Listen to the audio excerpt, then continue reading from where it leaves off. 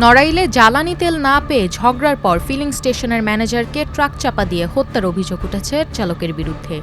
২৮ জানুয়ারি মধ্যরাতে সদর উপজেলার তুলারামপুর এলাকায় তানভীর ফিলিং স্টেশনটির সামনে ঢাকা বেনাপোল মহাসড়কে এ ঘটনা ঘটে। নিহত নাহিদ সর্দার নড়াইল সদর উপজেলার পেরোলি গ্রামের বাসিন্দা।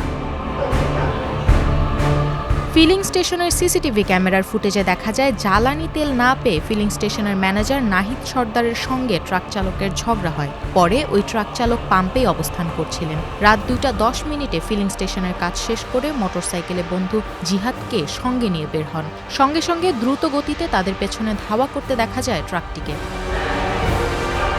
ফিলিং স্টেশনের কর্মীরা বলেন, জ্বালানি তেল না পেয়ে ম্যানেজারকে মেরে ফেলার হুমকি দেন ওই ট্রাক ড্রাইভার। পরে কাজ শেষ করে তিনি বন্ধু জিহাদকে নিয়ে মোটরসাইকেলে করে বাড়ির উদ্দেশ্যে রওনা দেন নাহিদ। সঙ্গে সঙ্গে ড্রাইভার ট্রাক নিয়ে বের হলে তাদের সন্দেহ হয়, তারাও দ্রুত বের হন। কিছু দূর গিয়ে দেখেন নাহিদের মোটরসাইকেলটি চাপা দিয়ে দ্রুত চলে যায় ট্রাকটি।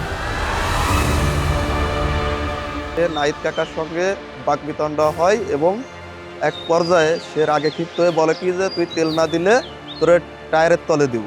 পাম্পের থেকে যখন বেরোনোর সাথে সাথে ও কিন্তু ট্র্যাকটা টান দেয়, ওর পিছনে মোটরসাইকেলের পিছনে কিন্তু টান দিয়ে কিছুক্ষণ কিছু দূর যাওয়ার পরেই ও চাপা দেয়।